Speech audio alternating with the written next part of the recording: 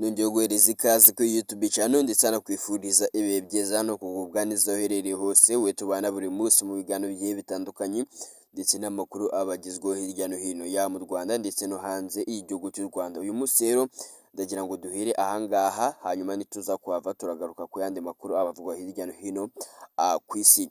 Minisitiri w'intebe w'igihugu cy'u Rwanda Dr Nsengiyumva Justin, reka tubanze turebe amagambo yavuze ubwo yasuraga urwibutso rwa Ngororero ruhukiyemo imibiri y'abasaga ibihumbi 14,500 biganjemo abishwe batwitse ku itariki 10 Mata umwaka w'1994. Nimba ari ubwa mbere ugeze kuri YouTube channel, wahawe ikaze ukihagera, kora subscribe kugira ngo tubana buri munsi mu biganiro bigiye bitandukanye ndetse n'amakuru abagezweho habe mu Rwanda no hanze y'igihugu cy'u Rwanda nk'ibisanzwe. Minisitiri w'intebe Dr Nsengiyumva Justin yavuze ko amahitamo igihugu cyakoze atanga icyizere gihagije cy'uko jenoside yakorewe abatutsi itazongera kubaho ukundi mu Rwanda, ariko agaragaza ko bijyana n'inshingano zo kutorohera abagifite ingengabitekerezo yayo no gukunda umurimo kugira ngo kwishakamo ibisubizo bishoboke, kuko akimuhana kava imvura ihise. Yabivuze mu gikorwa cyo kwibuka ku nshuro ya 32 jenoside yakorewe abatutsi cyabereye ku rwibutso rwa jenoside yakorewe abatutsi rwa Ngororero ruri mu murenge wa Ngororero ku wa 10 Mata 2026. Urwo rwibutso rwa Ngororero ruruhukiyemo imibiri y'abasaga ibihumbi 14,500 biganjemo abishwe batwitswe ku itariki 10 Mata 1994 ubwo bari bahungiye mu ngoro y'ishyaka rya MRND yari iri aho urwo rwibutso rwubatse.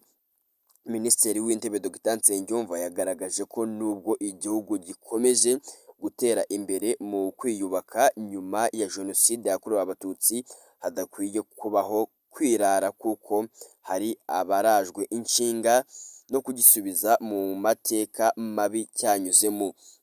Ati ntitugomba kwirara kuko hari bamwe batifuriza ineza igihugu cyacu nk'uko mubizi kandi mukomeje kubyumva. Abagize uruhare muri jenoside yakorewe abatutsi mu mwaka w'1994 bakomeje kuyipfobya, bakomeje kandi guhembera no gukwirakwiza ingengabitekerezo ya jenoside mu karere u Rwanda ruherereyemo, cyane cyane muri Repubulika Iharanira Demokarasi ya Kongo. Yakomeje ati ibyo byose bikorwa imiryango mpuzamahanga irebera nk'uko byagenze mu Rwanda mu mwaka w'1994 na mbere yaho ahitamo twagize nk'abanyarwanda nk'uko Perezida wa Repubulika yabigarutseho, nuko jenoside yakorewe abatutsi itazongera kubaho mu Rwanda. Ibyo yagaragaje ko bijyana no gusiba inzira zose zishobora gutuma jenoside yongera gushinga imizi ndetse no kwishakamo ibisubizo binyuze mu gushishikarira umurimo, kuko mu mwaka w'1994 byagaragaye ko akimuhana kaza imvura ihise. Yanaboneyeho gusaba urubyiruko gufata iya mbere mu kumenya amateka y'igihugu kugira ngo rubashe guhangana n'abagifite ingengabitekerezo ya jenoside, cyane cyane binyuze kuri interineti, ndetse asaba n'ababyeyi kubwiza abana ukuri kw'ibyabaye badaciye ku ruhande. Yashimye kandi uburyo abanyeshuri b'Inyange bagaragaje ubutwari mu kwanga kwitandukanya ubwo bari batewe n'abacengezi, ashimangira ko ari ikimenyetso gikomeye cyo kubaka ubumwe bw'Abanyarwanda. Umuyobozi w'akarere ka Ngororero Nkusi Christopher yavuze ko kuva mu mwaka w'1990 ubwicanyi bwari bwaratangiye, bituma abatutsi bose bishwe muri iki gice barenga ibihumbi 57. Ati mu karere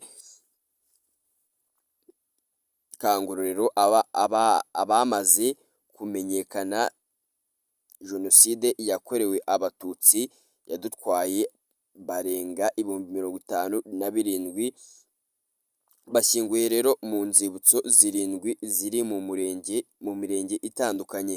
Yagaragaje ko kuva mu mwaka w'1990 Abatutsi bo mu bice bitandukanye bya Ngororero batangiye gutotezwa, abandi baricwa, ndetse by'umwihariko kuva mu mwaka w'1990 ndetse n'1994 abari barahungiye mu ngoro ya MRND bazi ko bari buhabone ubuhungiro byarangiye bishwe batwitswe. Meya Nkusi yavuze ko bibabaje kuba hari imibiri y'Abatutsi bishwe itaraboneka, aboneraho kongera gusaba abaturage kutinangira gutanga amakuru y'aho iri kuko bitera igikomere. Ati nongeye gusaba nkomeje abaturage b'akarere ka Ngororero kudahishira aho bakeka ko hari imibiri itaraboneka ngo ishyingurwe mu cyubahiro. Ibyo bifasha kuruhura imitima y'ababuze ababyeyi, abavandimwe n'inshuti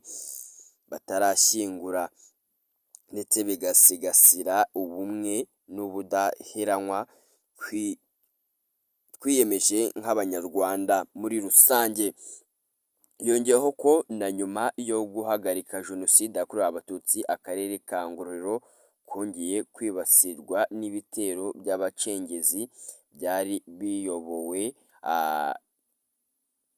n'abahoze ari abategetsi n'abasirikare bakuru bakomokaga muri ako karere, ariko ko Leta y'Ubumwe yabashije kubihagarika. Ubu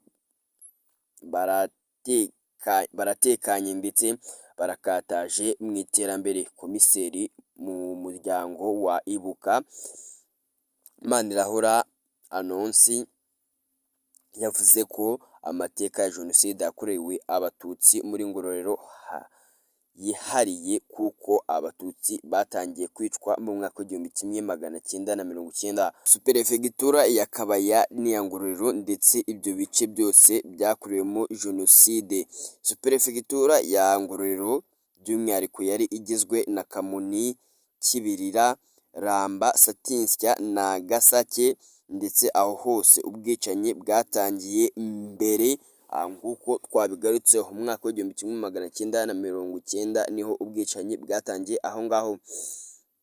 Ku ikubitiro muri komine Kibirira hishwe Abatutsi barenga 400 kuva ku itariki ya 10 kugeza kuri 13 Ukwakira 1990, ndetse muri Gashyantare 1992 Abatutsi barongeye baricwa muri komine Satinsky, naho Abatutsi bakomeje kwicwa mbere y'1994 ndetse no muri komine Ramba, aho by'umwihariko byagizwemo uruhare na Dr Leo Mugesera nyuma yo gukoresha inama ahitwa mu Birembo ashishikariza Abahutu kwica Abatutsi, ndetse no muri komine Gasaki bwarakozwe mbere y'umwaka w'1994. Kadusuriza aha ngaha,